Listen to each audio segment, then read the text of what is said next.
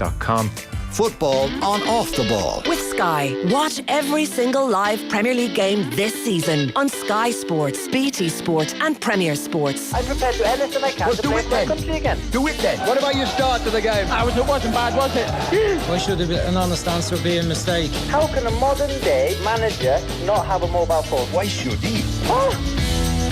Rest easy, everyone. Kenny Cunningham's in for the night. We're excited. We're pumped. So, latest in the Premier League, Arsenal are 2-0 up after an hour. They are at home. 4 of their next 5 matches, including tonight, at home. So the comforts of home, very much the case for Arsenal at the moment. 2-0 up against Everton. Bukayo Saka on 40 minutes. Zinchenko with the assist. Has he signed that contract yet, Saka? When is he out of contract? I don't know. I thought it was maybe a year. Is it a year with an option? Never quite sure, but It's certainly not this summer, or we'd know all about it. Oh, it's not this summer. No, it's definitely. I think it might only be a year, which is dangerous territory. And the slight worry was they've been talking about this contract basically since the start of the season. Now we're told it's about to be done, but until the ink's on the paper, you're never quite sure because he's such an important player for Arsenal. You know, if I was Bukayo's agent, I'd be saying, "Wait, you take your time. We're going to take our time." With each when he's at that stage, I think each passing month, I'm adding zeros. Yeah, but no, I think he's got to be fair to the club as well. He's either got to sign the contract or let it be known that he's not going to sign a contract. And the consequences of that, then he's on his way. I'll sign the contract when you give me 400 grand a week. Oh yeah, I think he'll sign the contract. I think he'll get close to what he's looking for. But if his agent's doing his job, he'll also demand a get out clause as well. You know, somewhere maybe 80 to 100 million pounds. Where if Saka decides in the next couple of years, if he signs a 5-year deal and within 2 years, suddenly it takes a bit of a downward spiral, and he feels his ambitions are best served elsewhere. He's got an avenue out, which Declan Rice hasn't had at West Ham for the past couple of years because his agent didn't elect to put one in there, which has been the case with a few players. They get stuck. They can't get out. The kind of thing Harry Kane's brother has never heard of. Yeah, he's probably the biggest high profile example, Harry Kane. And like I was saying, you would have thought Declan Rice maybe would have learned from that. Maybe I'm doing the disservice. Maybe his agent decided, no, we're happy enough just to sign the contract. But you're given everything. You're given the club. You're taking no control yourself in terms of your future career. You're pretty much dependent on the whim of the club in terms of when they sell you and for exactly how much. And clubs will not be shy in taking advantage if it suits them. So Saka scored in 40 minutes, and then 6 minutes later Martinelli scored the second. Saka with the assist. That's another 0. So 2-0, 62 minutes in the clock. Arsenal in good shape. Also this evening at Anfield, 49 minutes in the clock, 0-0 between Liverpool and Wolves. Meanwhile, FA Cup, we have at Old Trafford, Manchester United, 65 minutes in the clock. They are 1-0 down. Said Benrahma with the goal at the start of the second half. United okay-ish. Casemiro off the bench at half-time, and then Said Benrahma with the goal. I'll ask you about that game in a sec, Kenny. I know we're watching it here. Southampton against Grimsby. I had seen that Southampton had equalised. That has been struck off. So Southampton are back to 2-1 down against Grimsby. In League 2? 16th in League 2. Southampton. FA Cup. Burnley and Fleetwood 0-0 if you're interested. And Spurs away to Sheffield United 0-0. We can't get the Arsenal game on TV. It was very old school. As we were playing Jerry Thornley and Andy Dunn, we were watching Manchester United and West Ham with the sound down, and we were listening to the radio commentary of Arsenal against Everton, which was, it's amazing, really. A game of that significance, Arsenal going for the title in an era where you just can't, it seems like every single game, every time you switch on the telly, there's kind of live football, but a game of that significance. My brain found it tricky, I have to say, to watch a game and hear commentary of a different game. I'm not sure I got the best of both worlds there. So Manchester United this evening, meh? No, a bit of a drop off. It's hard to be overly critical. Generally it's been a high level of performance there. Although you say that, I'm sure Ten Hag would probably say first half against Leicester last week wasn't perfect, but generally speaking, in a really good place, reasonably consistent level of performance. Individual players really playing at their peak high level. Talking about Rashford here in particular, Casemiro, kind of Luke Shaw. Martinez, those type of players in key areas of the pitch, really performing consistently well. So that's why they are where they are. But yeah, slight drop off, understandable off the back of the euphoria of the weekend. Yeah, maybe so. But I think this will sting if they go out, because I think there's still an opportunity for them in this competition. Get over this hurdle tonight, West Ham quarter-finals, and potentially could tiptoe their way into another cup final, and that's what he wants. Listening to Ten Hag the last couple of days, he's hungry, isn't he? Well, Roy Keane did not like the smell of the atmosphere at Old Trafford half-time ITV. Just got a bad feeling. Too many presentations, he said. I thought a lot of presentations tonight. Yeah, I'm with him. I'm with him on that one a little bit. I was watching, it was, now don't get me wrong, Harry Kane broke Jimmy Greaves' record, well and good, fantastic achievement, but there was a bit of a show there prior to the West Ham game, wasn't it? A couple of... He got a boot. Yeah, he looked as if he was carrying that trophy in the back of his shorts for the 90 minutes after that, because probably one of the worst games I've seen him playing in a long time. I'm not saying it's a direct result of that, but yeah, those type of things, again, focus, some players, too much of that razzmatazz kind of going on, just kind of deflects a little bit just in terms of your usual preparation, So I think there's actually a little bit of value in terms of what Roy's saying. I do, actually. It saves you having to analyse the game, I suppose. So Martinez came on as well, which is interesting. He can't be happy. How many substitute appearances had the last month to see come on? Centre half, it's almost... It's weird. I can't remember, trying to think if I ever came off the bench. I'm not sure I ever came off the bench as a centre half to... Bar injury. Well, to play, yeah, you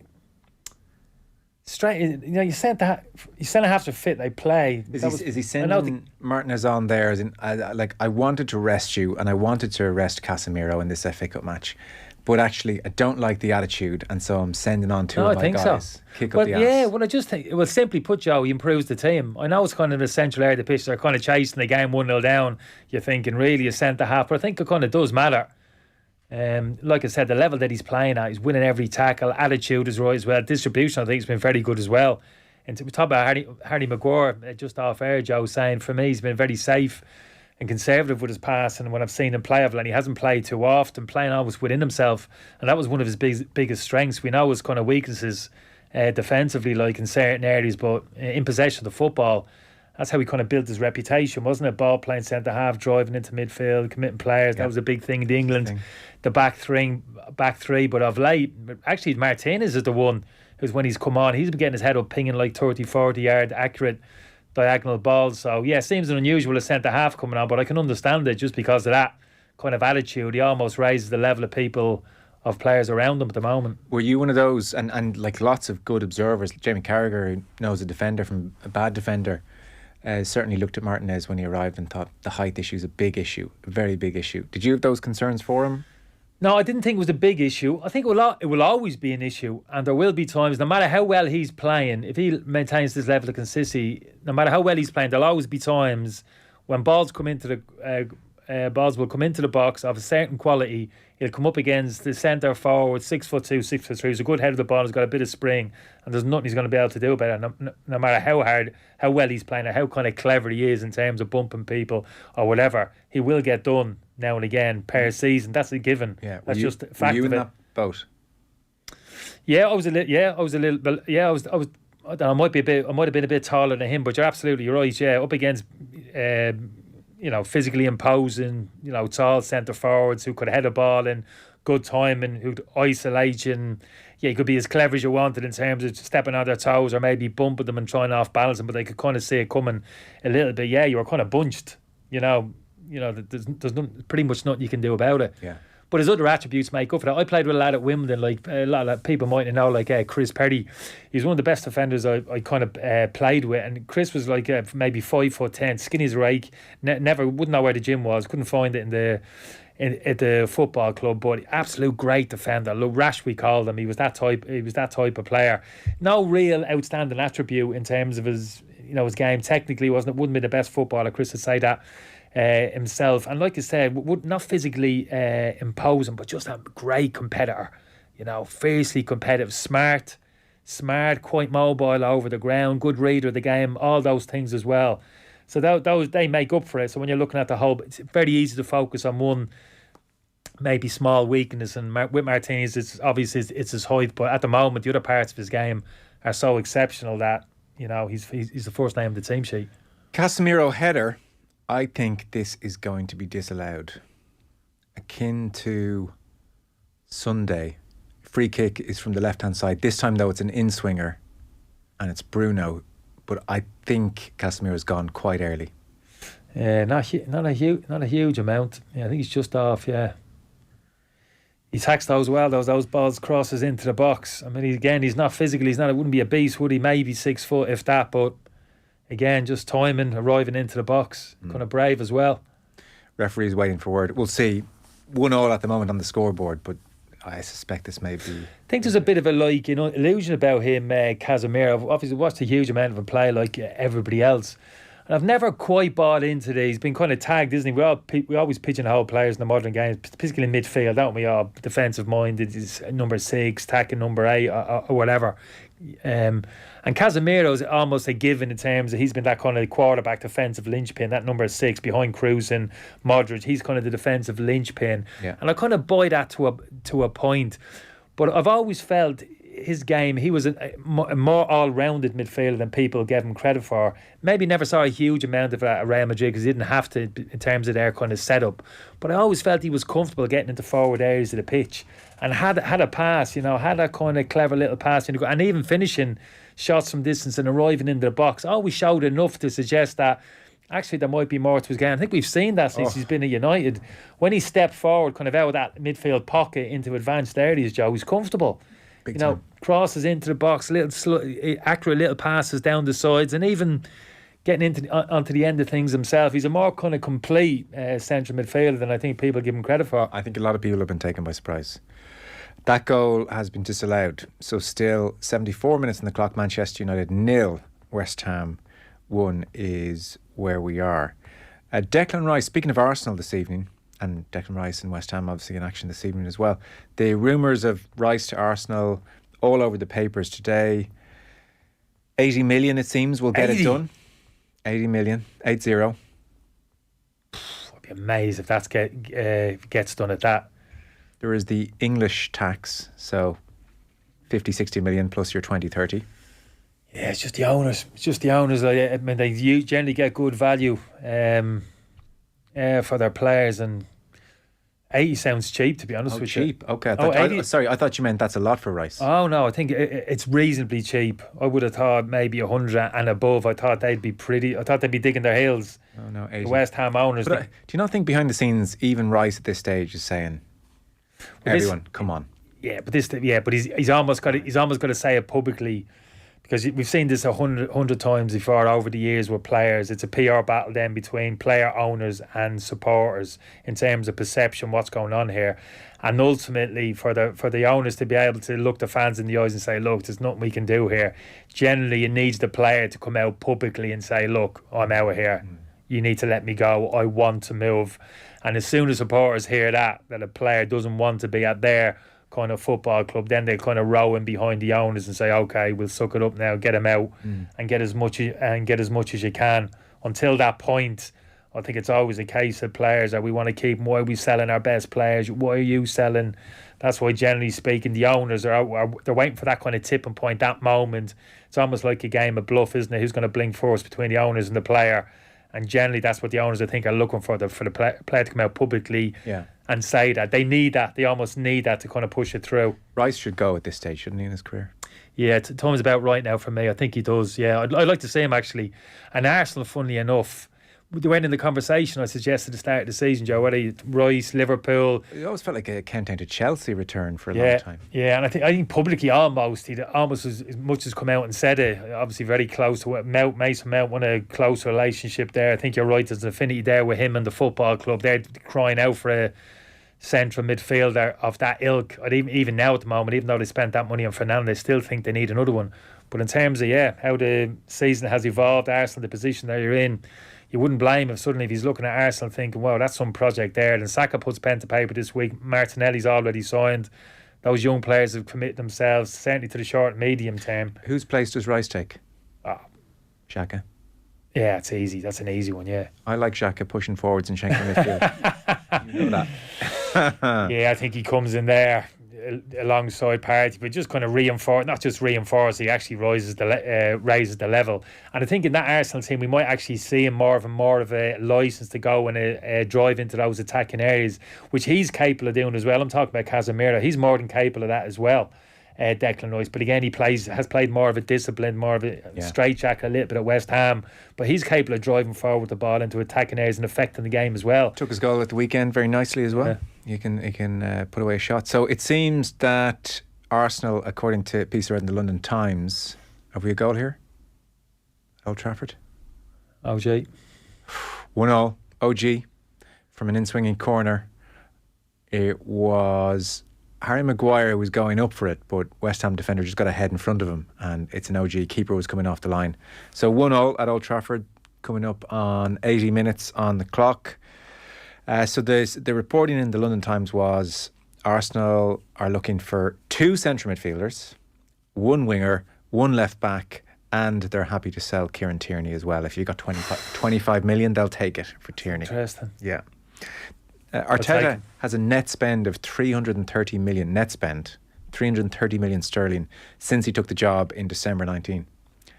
Spent their way to success as well. It's amazing, yeah. When you kind of, I think if you contrast, probably Liverpool's a good example. In Liverpool's net spend, I think it was maybe prior to the start of this season, Liverpool were just outside the top 10 in terms of net spend over the last, I think it was maybe 5, probably since Klopp came in at Liverpool. So people forget that, I think, in terms of the success Liverpool have had in relation to what they've actually spent. It's absolutely phenomenal, the job they've done there. That's Klopp, the ownership, recruitment department, the whole shebang. Like, Liverpool still 0-0 against Wolves. Liverpool against Crystal Palace on Saturday was a truly, truly awful game. The most interesting thing about that game is that it was the oldest average age, the oldest Liverpool team since 1953. Yeah, but you wouldn't have that's a suggestion there that the majority of that squad's like over the hill. I don't think that's quite accurate. I mean, we know a couple of players there past their peak. Henderson in particular, probably the best example of that for me. But apart from that, you wouldn't say you can't say Van Dijk is over the hill like past his best or too many others. No, it's true. It did occur to me lots of teams might break those records soon because players are playing longer. Yeah. I don't think 29 in 1953 was like being 40. Yeah, no, it's true. Yeah, so I don't think that quite stacks up. That's not Liverpool's problems. No. You know, they've got the dads. It's not like a dad's army. You know, you're looking at them thinking that's ridiculous. Like, you know what I mean? That isn't the case. Just short, as we know, in certain areas of the pitch, or in particular area of the pitch, that kind of midfield area. So that's not going to resolve itself. So Liverpool supporters just have to be patient and wait till the summer and hope they can just scrap and put some kind of run together. And we thought there was a sign of life, and then the Real Madrid game followed by Palace game, a step backwards. They've Manchester United on Sunday. This feels like a must-win tonight. I've got to be honest with the Wolves game. Got a sense of that before the Newcastle game, where you felt there was a game they had to go and win. They did. I know Pope got sent off and all that, but even still, that was an important win. Yeah, so there's a drop-off again, Crystal Palace, which again I think puts more focus on the Wolves game tonight. With that, bearing in mind that Manchester United game coming up at the weekend, just feels as if, 9 points behind Spurs, 2 games in hand. Got exactly. 5 points 5 points behind prior to the game this evening. So, yeah, just get a bit of a sense of this is a game which they need to win again against Wolves, just to get that momentum kind of going again. At Anfield, the Liverpool team, if you're interested, Trent right back, Tsimikas left back, Van Dijk and Konate. Their midfield 3 is Elliott, Fabinho, Bacic, and then it's Salah, Diogo Jota, Darwin Núñez. That's the Liverpool team this evening. Strong team, 0-0, and they're 65 minutes into the game there. Yeah. Just give us a quick word. I have a few things I want to chat to you on the far side of the break. The Graham Potter thing, I remember talking to you a few weeks about it. Chelsea, it's not improving. Are you starting to think this guy's gone? He could be. I mean, I never thought 100% he was safe. I think the caveat was if he can find something between now and the end of the season, a little bit of form, a kind of run of games, just to give a suggestion that, look, things have settled here. You know, I've found a formula and we're kind of building. We're in the upward trajectory, all that type of thing, then yeah, he's absolutely, I felt he was fine, but hasn't found it yet. And they're continually losing games. And you're right, they got the Dortmund game coming up, isn't it? The following week. I wouldn't say it's key, but I think that'll be a factor, because obviously it's their only way. You can't see it through the league, Champions League football now. So really, I mean, it's a weak argument in terms of them winning the Champions League at the moment, the form that they're in, but I suppose that's what they're grasping at, the ownership. I don't think it's everything. If they don't make Champions League, he's out the door. It's not as simple as that. But it certainly won't help him. It certainly won't help him in that respect. And I'd probably stick to the same line, to be honest with you. He needs to find something. I don't think he's going to go now in the next week or the next kind of 2 weeks. But I think he's not foolish enough to realise that if he doesn't find something between now and the end of the season, then yeah, I think these owners, as much as they've committed to him, if they feel as if they've made a mistake, I don't think it'll be a case of, oh, we're going to save face here and kind of stick with him for another year. I think they'll hold their hands up and say, look, looks like we've made a mistake. He's gone, and we'll go again. Do you think they have made a mistake? Do you think there's something about Potter that's not suited to the chaos at Chelsea? No, I don't think so. But I think the ownership have caused a little bit of... I heard a little bit of a conversation, maybe comments from the manager, and I think I understood what he was saying in terms of the amount of players that have come into the football club in such a short period, and the numbers he's having to deal with, Joe, on a daily basis on the training pitch. People say, what does that mean? Well, it means like you rock up to training every morning and there's like 30 players roll out onto the training pitch, looking to train. You've got to accommodate all them, and they all want to feel part of it. They don't want to feel as if they're not with the main group, or suddenly they don't matter as much as anybody else.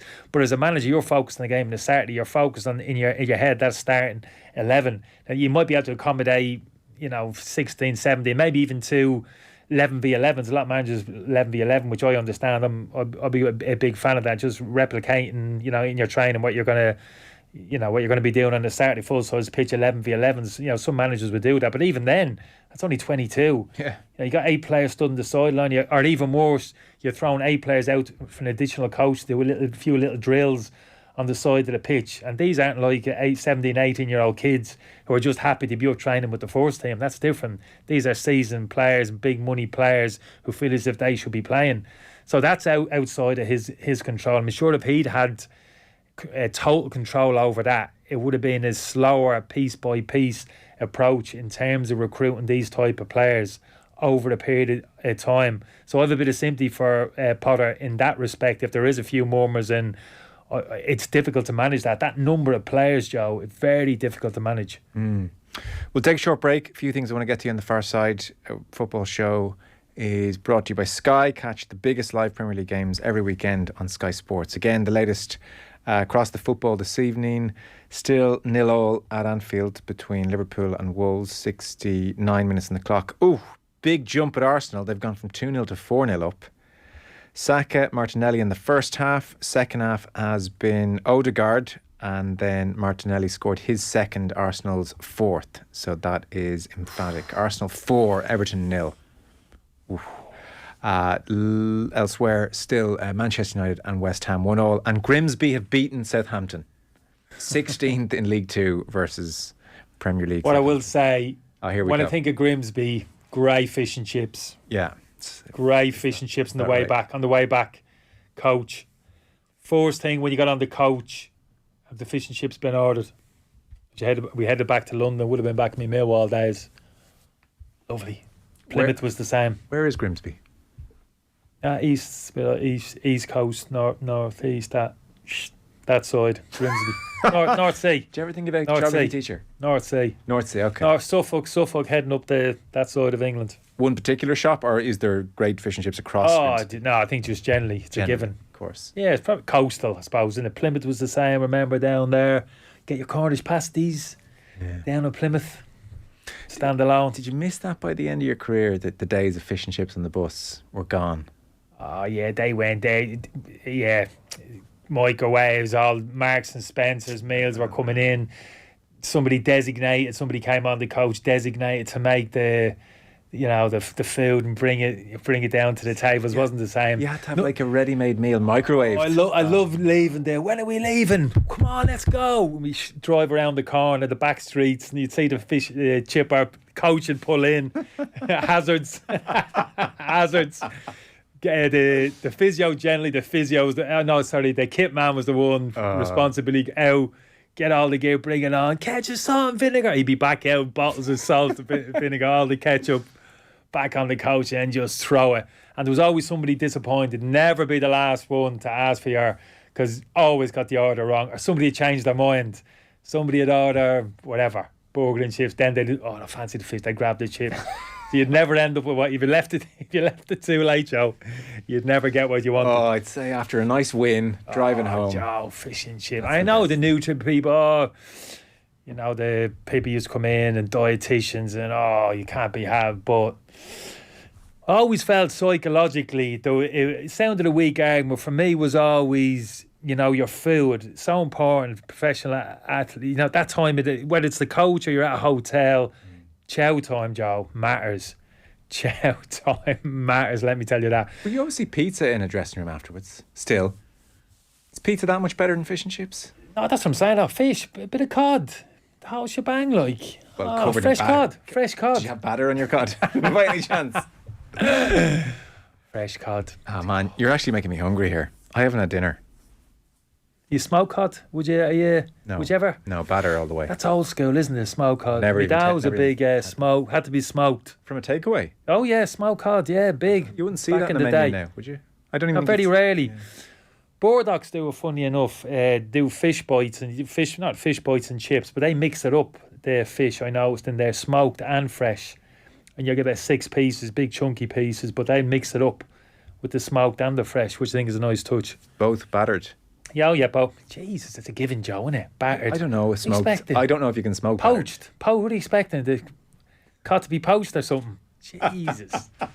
What's this batter? I didn't know. Fine. I'd have to give a shout out to people, not being funny. Me local up in Clonshaugh, Lucia's takeaway. Fish and chips. Outstanding, Joe. North side of the city, haven't tasted any better. And I know for a fact people travel to that fish and chip. Seriously, Joe, when people travel more than what, 1.5 miles, 2 miles for a fish and chip shop, it's pretty special. Right, I'm gonna get some fish and chips tonight. Settled.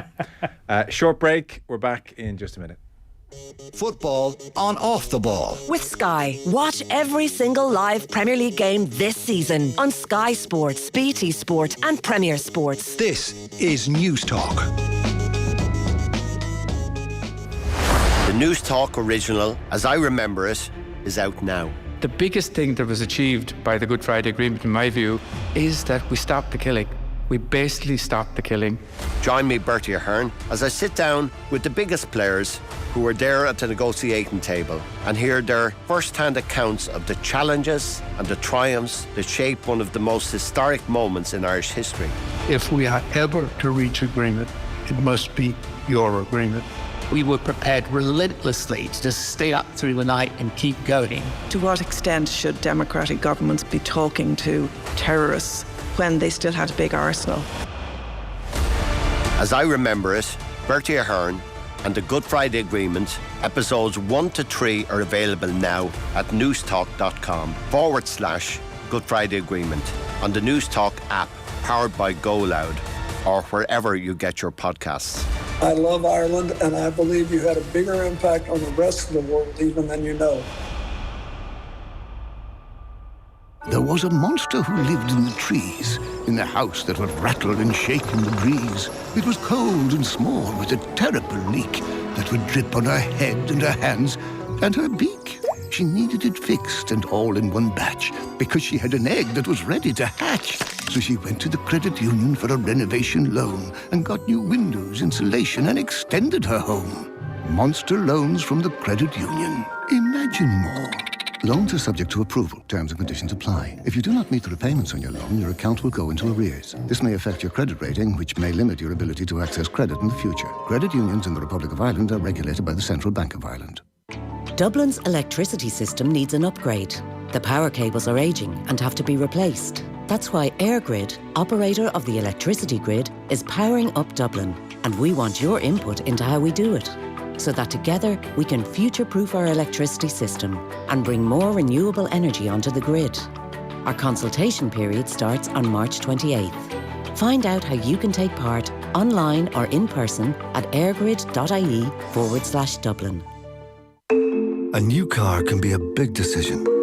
You want to be comfortable with your choice. Do you go the electric route or stay in the petrol or diesel lane? While you decide what road you want to take, let us tell you which car we think you should be driving it in. The Opel Mokka.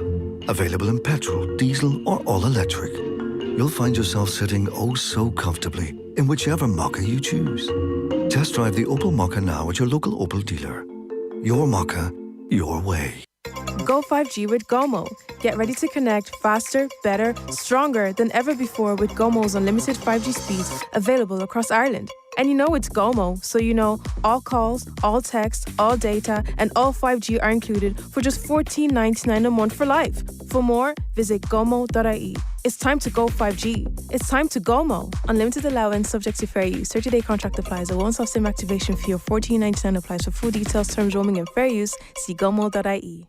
Football on Off the Ball. With Sky, all the football you love in one place. Across Sky Sports, BT Sport and Premier Sports. Oh, perfect timing at Old Trafford. Garnacho curls it. Well, actually didn't curl it. He pinged it into the far corner in the 90th minute. Manchester United 2, West Ham 1. I know, I just can't help themselves at the moment. Just in that funny habit, aren't they, winning games by hook or by crook.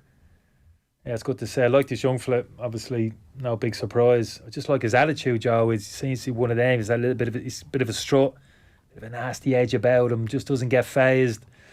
I know, it just always impacts the game. Got to start this evening, and he's left it late, but that was a great finish. Probably strengthens the argument that, you know, he probably has to stay in the team at the moment. When you look at what Anthony is offering up, and Sancho showing a little bit of late, to be fair, but in terms of consistency performance, he probably has to play with Rashford at the moment, either side of number 9. Goal at Anfield. Darwin Núñez, 1-0 Liverpool. Both Sunday opponents score within minutes of each other. Yeah. Well, they need to win that, like I said. Kenny, 18 years ago. Where were you 18 years ago? 2005.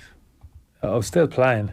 Was at Birmingham, yeah. I was at Birmingham. It was just 2006 I finished there. Well, 18 years ago, Kenny, yesterday, we touched on this on a slight tangent yesterday. Yeah. 18 years ago, there was a titanic tussle. Norwich go 2-0 up. Man City come back 2-2. Half time. Carrow Road, 20,000. A message for the best football supporters in the world. We need a 12th man here. Where are you? Where are you? Let's be having you. Come on. Oh, Delia. Nearly got a few sherbets in the hospitality in the first half. Oh dear, oh dear, it's so good. Well, Delia's version of events. Oh, speaking of sherbets, there was a documentary made about this, by the way. Oh, really? Yeah, it's that iconic. Oh, Fred has scored 3-1 Manchester United. It's a party at Old Trafford. Fred makes it 3-1 Manchester United, 95th minute. Liverpool have gone 2-0 up. Something in the air here. Delia said at the moment, they just handed me the microphone and said, go on, go, do it. I had heels on and the pitch was muddy, so it was hard to walk. Everyone thought I was drunk. Oh, one of the great ones of all time. Tough, cut her a bit of slack. And she definitely went into football speak as well. She doesn't talk like that usually. She doesn't. Kenny, on Liverpool playing Wolves so often, there's a text in saying, how can they be playing Wolves again? This must be the 6th time they've played each other in this season alone. Which reminded Mick outside of 98-99 season. Kenny Cunningham's Wimbledon played Spurs a lot. So here are the dates. Day 1 of the season, you beat Spurs 3-1. And then 16th of January 99 in the league, 0-0 draw. 7 days later, FA Cup, 1-1, David Ginola goal. Not going to ask who you were marking, Kenny. 4 days later, League Cup semi-final, first leg, 0-0. Then FA Cup replay, Spurs win 3-0. Then League Cup semi-final, second leg, Spurs win that 1-0. That's 1, 2, 3, 4, 5 times in a month. Oh, that hurt us, yeah. Oh, No, I haven't thought about that for a long time, to be honest. It was a semi-final, I forget. Yeah. League Cup semi-final, 2 legs. I was tight, yeah. We done well over there, 0-0. And 1-0 then. Yeah, that hurt. That really hurt. Sick of them, were you? And who were you marking? Yeah, it's funny, as you know, Oh, was it Ginola? I didn't know. It's interesting. You do. There is that, because you play so many games with such proximities, and particularly who you're playing up against. To a certain extent, the team and how they set up, to a point. But that player you're up against, and I think Ginola played all of those games. I think I did as well. So it's almost like you're quite in tune in terms of as you would expect. Right, he's going to receive this, the little kind of body shape. And Ginola had a body swerve, which I'd actually never seen before. He was 2-footed, but he's predominantly right foot. He played off the left. I don't know if you remember. Sorry, I remember. Yes, that season in particular, people remember because he was so brilliant. Now he won Players' Player and probably didn't deserve to win Players' Player. Oh, I can't remember. Well, there were a lot of Manchester United treble-winning players who thought, Ginola won Players' Player, but he did. Yeah, but because he was different at the time, because he was 6 foot, big, broad shoulders. This wasn't your traditional type of winger, 2-footed. Yeah. I said predominantly right foot, but played off the left. And he had this thing, and I'd really never seen it before, where he got the ball kind of tight to the touchline, and he dropped his shoulder to the inside and swivel on his outside. It's not a pretty obvious thing, but I actually never quite seen it before. So first time you're up against him, takes you by surprise. You get done once or twice and you're switched on it. So 4 games and 4 or 5 games, whatever it was, you're really kind of in tune with each other. And he was a big test, to be honest, because his delivery, Joe, was probably as good as I've played against with both feet. Yeah. So, he gets the ball's fed to him 25 yards out from the goal, tight to the touch, and he's running at you, stick or twist, really. Do you show him to the left or to the right? Predominantly left-footed off that side, show him to his right, it's going to be a token gesture, kind of cross into the box. So you adjust your angle of approach and all that. With him, it was really tough because he wasn't slow. He had a decent little turn of pace as well. So if he got half a yard on you and didn't need to beat you to get a cross in, he was that type. You could just shift it in. He got that whip, real whip. I mean, do you know, a lot of talent off his left foot, right-footed player to get that whip. Yeah. He could do it. And he could do a flat shot. This wasn't like one which was, softly, scoop to the back post area. It was delivered with real kind of flat trajectory. Yeah. And he had obviously not as Spurs, but when he went to Newcastle, like Shearer and Ferdinand, absolutely lapped that up, that type of service. But he was a good player. I mean, it was tough playing against him but how did you do? Oh, I can't remember. Not too well, but it sounds if he scored one of the goals and walked away with the Player of the Year. Probably off the back of some of them. But they were tight. Apart from the Cup replay, I remember they were tight games. They'd be a decent side at the times, Spurs. So, but it just came out at the wrong end as per usual. As per your story of your life. As you know, he was amazing then. He was so good. I saw him, I was in him, funny enough, just thought of it there. I was in a gym, I don't know, it was actually in London somewhere. I don't know why I was there, but he was there maybe with a couple of Spurs players. It might have been coincidence he was in there.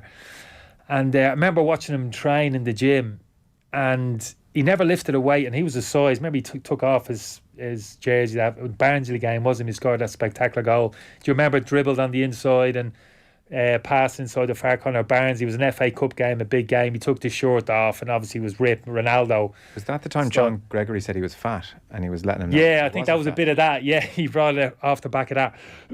But I watched him in the gym that day, not literally staring at him, you know what I mean? And he never lifted a weight. He stretched continuously, I'd say, for about 40 minutes. 45 minutes. I remember saying to somebody, I might know somebody at Spurs at the time, they said, it's pretty typical, just massive in terms of stretching, lifts very little kind of weight. And he was the first one who made me think, that's interesting. Yeah. Just stretching, totally focused on, even in terms of building a little bit of body strength almost, because you could see him, he was pumped. He had muscles. After stretching for about 40-45 minutes. I see, yeah. So little things like this, you look at back then in the day, you weren't getting a huge amount of information off people, and because Thierry Henry never touched the gym. Yeah. Never. And he took off his top and it was sculpted. Yeah. But it was not done in the gym. No, I get it. I could never get that. Where those kind of thoughts never came into my head when I was a kid. It was everything, just go into the gym and lift as heavy as you could. That's what I was about for, say, 5 years when I first started. That's what I was kind of encouraged to do. Didn't know anything different, but yeah, crazy stuff. Now, you get some gain to an extent, don't get me wrong, but you're all lopsided, you know. You're kind of top half, chest, shoulders, and forget about that kind of core stability, Pilates stuff that we're talking about. Even your legs, a few token, and that's it. Your body shape's all kind of lopsided and everything. So yeah, it was interesting. You were just doing the weights for your Tinder profile pic. 2-0 Liverpool, Salah with the second. It was Van Dijk with the first. Nunes goal, that was disallowed. So Van Dijk first, Salah second. Lads, on Grimsby, can you give a shout out to Gavin Houlihan from Kilkenny? Scored both goals for Grimsby tonight against Southampton. Must be the fish and chips Kenny was on about, says Dermot Bulger. Cheers for the text, Dermot. We have already put in the bid to try and get him on the show tomorrow. Not every day you score 2 goals. Do you know what, Joe? We talk about all the Irish players, don't we? In terms, Evan Ferguson we've mentioned, and obviously the lads around the squad, 21s and other lads in and around and whatever. But there's another mass of like Irish players out there who aren't, you can categorise, not around the first team squad, out of maybe the underage structure for some time, and are over there earning a living. Only moments like that they kind of pop up. Yeah.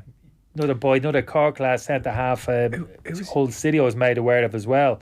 Of late, and you think, I don't know, I haven't heard of him. Amazing. They're all around. Who was your man who kept scoring winners in the FA Cup for about 3 years? Oh, down in Wales. We'd always have him on the show. He was great. Yeah, he's playing for that Newport. Was he playing down in Newport? Beat Spurs 1 year. Yeah, I'm sure. Or Amond. Yeah, that's right. Yeah. So, and you know what? They must be that cohort who have made their way over to England and are making a living at a certain level. They are the most underrated sports people in the country. Because what they've done is reach an unbelievably high level, but low profile. Yeah, exactly. But there's plenty of them around, you know, just in terms of just numbers, the numbers game, the amount of players we have over there earning a living and, you know, doing well and putting a shift in. Good luck to them. I'm pleased for me. These moments that they're having, you're saying, let's get them on the show and whatever. Great. Yeah. Former Drogheda, Cork City Waterford player, so lots of League of Ireland fans will know him. I've no doubt in my mind Kenny was a loads of salt and vinegar, please man. Absolutely. Is there any other man to be? How could you going? How would you get salt? How would you get fish and chips into a fish and chip shop, and I'm like, no, you got to keep going, keep going. Sometimes if we brown vinegar or white, no brown. If we ever order online, you know, like whatever. No, that's cheating. Can I finish? No, I think fish and chip shops, I think there should be there should be something brought in. Nobody can order online from it. You've got to get off your sofa. No, we don't do it. And get down there and queue like everybody else for your fish and chips. But there's no facility if you order online to be like loads of salt and vinegar. So we'll put in the order and then we have to ring and say, did you see that order there from wherever? Loads of salt and vinegar, please. I don't like seeing those drivers deliver wherever they are coming out of the fish and chip shop stacked up on. Yeah, no, I don't. I must admit, I don't like it. But you don't. Like your coffees, this thing like which is continued a little bit in terms of people ordering like coffees being delivered out of the like coffee chains. Oh, no. And, yeah, that's still going on. Getting coffees delivered. That kind of stuff. Yeah. That's different to your dinner. Fish and chips, though. Why don't Liverpool sign Rice and Mount? Mount only has 1 year left in his contract. Squeaky and Kerry. Yeah, but I like Mount, but Mount's not the type of player Liverpool need. Rice is, obviously, it goes without saying. Can we finish on a point you wanted to touch on? The out time here is 52, 53 territory on that clock there, Kenny. Right. I was just chatting to you about the week that was and the week ahead off air, and you were saying League of Ireland. Yeah, exactly. The week ahead.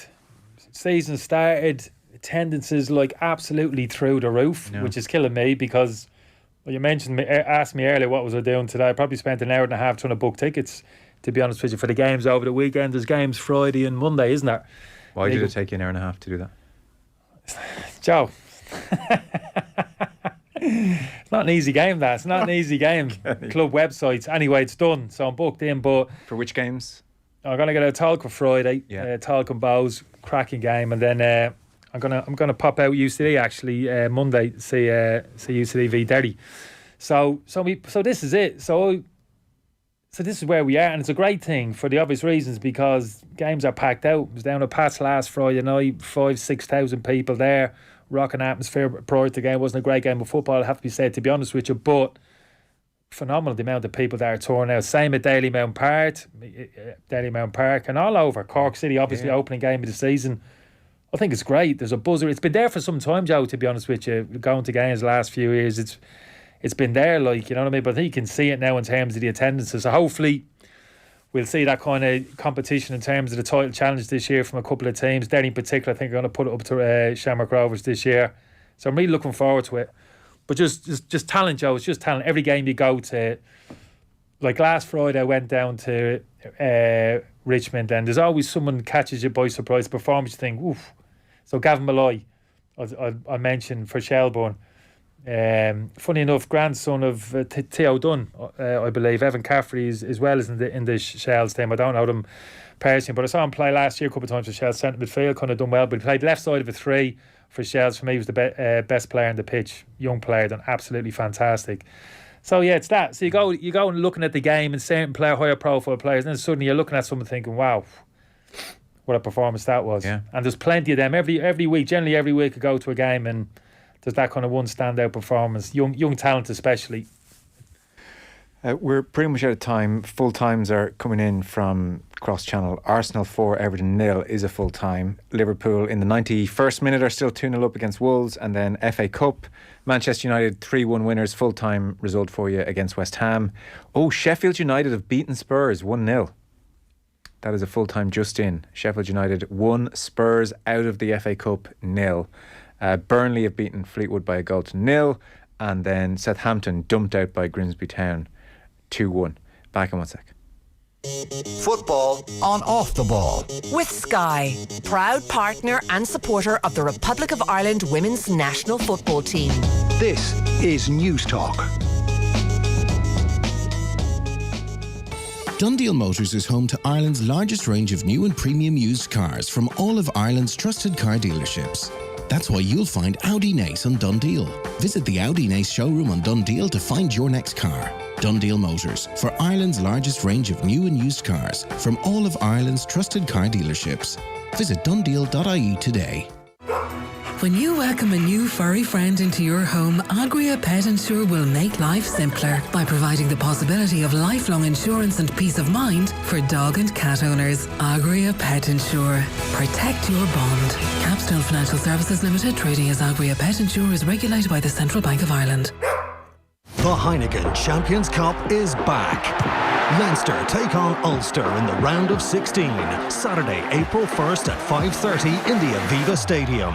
Join the Sea of Blue for this massive inter-provincial clash. Tickets on sale now at leinsterrugby.ie. Terms and conditions apply. The Lidl Baby event is back, and you won't want to miss these great offers, like our new organic baby snacks from only $1.89, as voted by you, Ireland's favourite award-winning Loopy Loo nappies from $1.39. Keep them safe as houses with our quick close baby gate, only $24.99. And there's so much more. Go on, shop without compromise. Go full Lidl today.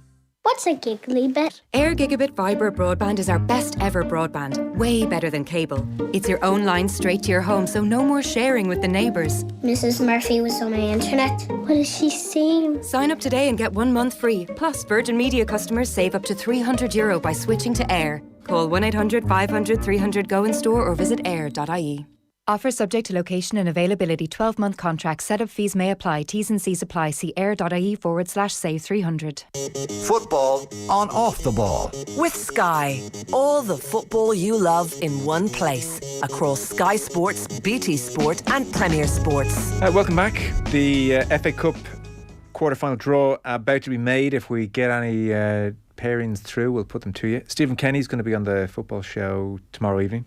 I'm sure Evan Ferguson will be up for discussion. We talked about him at the top of the show. I mean, don't want to labour the point or heap expectations on him, but things are obviously going very well. He has an eye for goal. He has more to his game than that.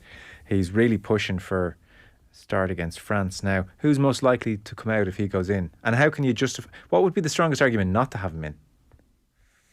Well, I don't think there is. I don't think there is a strong argument not to have him in. That's not being disrespectful to the other players who are there. We've got some decent options there. Michael Obafemi's had some good moments playing up that area, which Adam Moida obviously going to come back into the equation, playing regularly now for Norwich. Of late hasn't scored a handful of goals, but think he's the type of player who Stephen likes, kind of all-rounded central striker, still developing, improving. Troy Parrott as well has come in and had his good moments as well. Depends how Stephen sees it. What type of strikers, if he's going to go with the front two, are they going to be two kind of runners, getting behind and stretch down the sides, or is he going to go for somebody who can drop in and maybe link things up a little bit more of a number 10, I suppose. Depends how he kind of sees it. But and you know, when you say two runners, is there any argument against just one runner and one Evan Ferguson, or is two runners when you're maybe under the cosh against France preferable? Yeah, I just think so. I think ideally, what I'd like to think, even if you got with two runners, they can still drop in and link things up. Or some players are kind of quite specialised at dropping in and kind of operating in the pockets there. I suppose Callan Robinson was playing that particular role for us. He's not available, obviously, through injury. But I just like, particularly against France, where I think we're going to have to suffer a little bit out of possession, and it's going to be like quick transitions. How can we hoard teams and like maybe down the sides and over the top? If you got two players clearly who are comfortable, you know, stretching, running down the sides and can actually shift. Michael Obafemi can clearly do that. Evan Ferguson, I wouldn't say he's a sprinter, but you know, he can open his legs up, you know what I mean? He's got a decent stride on him. So, yeah, I suppose all of those things the management team will be looking at. Does he go with a flat three in midfield, front two maybe a number 10 in behind? You know, that's the beauty of that system. You can kind of tinker with it and that kind of central midfield area as well. But, yeah, I can't wait, to be honest with you. I can't wait for the game. I know, yeah. I'm really looking forward to it. Coming around now, we're pretty much out of time. By the way, the last 8 in the FA Cup. So you have Grimsby, as we know, Burnley, Sheffield United, Blackburn, Brighton, Fulham, and then it's Man City, Manchester United as the big two. So yeah. It's you would take a final between those two if it played out that way. No signs of any early draw yet. We are done. Kenny, straight to the fish and chip shop. And where? Home. Wherever you want. Luce's. Say again, Mick. City play Burnley, United play Fulham. So United have Fulham and City have Burnley. Yeah, that's Vincent Kompany. Oh yeah. Yeah, back to Man City. Next Man City manager. I saw Burnley described as the best championship side in the last 20 years. They're that good. I haven't seen much of them. I'm out of time anyway, so you can't answer that question. Kenny Cunningham, thank you. Tom Dunn on the way. Give my ball any autographs.